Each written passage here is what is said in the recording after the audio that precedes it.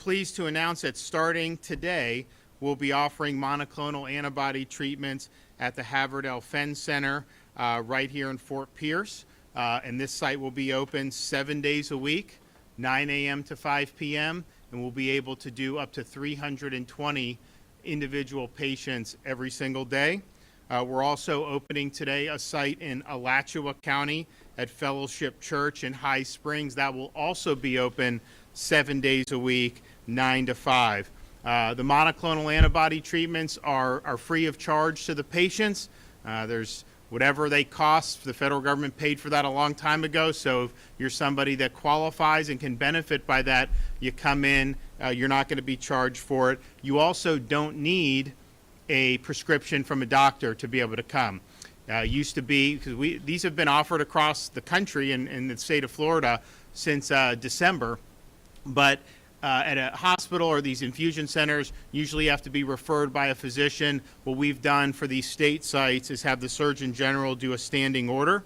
So basically that standing order allows you, if you're somebody that qualifies, to be able to come and get the monoclonal treatment. And as we started to see this summer with the admissions to hospitals climbing, we looked and we saw, obviously we worked very hard from December on at doing the vaccination distribution. We've done almost 4 million seniors, over 82% of everyone over 50, and that's in a big state, very big geographic diverse. It was a big effort, and basically anybody who's wanted one since April, all adults, just go to your drugstore and get it. And so we saw that while the people being admitted to the hospital tended to be unvaccinated, you were still seeing kind of the infections, and the vaccinations really weren't stopping that. CDC's now saying that, and others, Israel data, all this other stuff. And then we did see breakthrough infections too. Those are not really rare. A lot of people who are vaccinated are testing positive. Usually it's mild because of the vaccine, but nevertheless. So we saw what was happening, and we said, okay, what are the options if you're testing positive?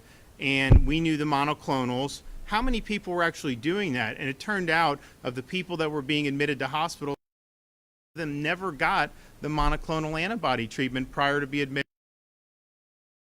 We attributed that, not that there wasn't availability, because most hospital systems have been involved, although I think Ken will talk about, you're actually seeing not just what the state's doing, but more people are now doing it because we've raised the visibility. But clearly there was just a lack of understanding and a lack of knowledge about this. And so you'd have people that would get infected and potentially be high risk, and a lot of times they're just stay home until they get really sick, and then they go into the hospital, at which point this treatment, this antibody treatment, probably has missed the window. You really got to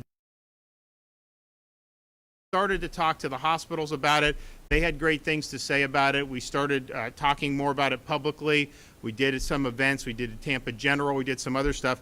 But we said, look, we have an opportunity here to make this more accessible to people, dispel some of the, I think, false notions that this is only for certain people and that you wouldn't be able to get it. So we started opening up sites, and with a Division of Emergency Management. So this is similar to the beginning, how we would go into nursing homes to test the staff or do things like that on an expeditionary basis. Then with the vaccine distribution, we would show up in communities and I know we did some in St. Lucie, where we'd come in and do 3,000 seniors in 2 or 3 days. And we did that all around, showing up at nursing homes for all this other stuff. So that same type of logistical know-how is being applied now to expand access to the monoclonal antibody. The only monoclonal that has had success against the Delta variant. It's also one that can be applied as a prophylaxis. So if you're in high-risk group, like a nursing home resident, and you go in and somebody you're exposed, you can actually go in and use it in that situation. It's also the only monoclonal that's been approved for use subcutaneously. So mostly and this is relatively recent, you could do this, most of the monoclonals have been in IV, and I know they have access to IV, but you got to sit there for an hour. You do the shots, it's usually two in the belly, one in each arm, and that takes minutes instead of an hour, so it allows you to be able to see more patients. A lot of the hospitals that have infusion centers, I mean, they will do them all day, but a lot of times they can only do 50 or so in a day. We're able to do many, many more because of that. So that's what's being used. And again, this is something that's been approved for emergency use the same time the vaccines were. It's not a substitute for vaccine. It's getting a different thing. Vaccines are designed to prevent infection, not doing as good a job as that as we hope, or prevent serious illness, which is still holding up, which we're happy to see that most of the people hospitalized are not people that had been vaccinated. But this is once you're infected, whether you're vaccinated or not, because if you're vaccinated in high risk with a breakthrough, this may be something that you want to do, and it has been done and it's helped people.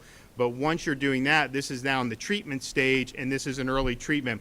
You got to do this early. So if you are infected, by the time you get very, very ill and require hospitalization, it's probably too late for this to work.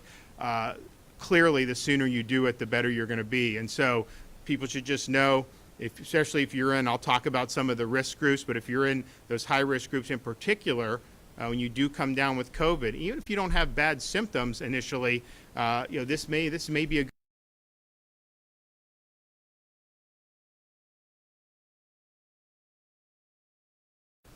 open up across the state. Bay County, Brevard, Broward, Duval, Hillsborough, Lee, Manatee, Miami-Dade, Okaloosa, Orange, Palm Beach, Pasco, Polk, and Volusia. So if you look on the east coast of Florida, you go Jacksonville, then you go down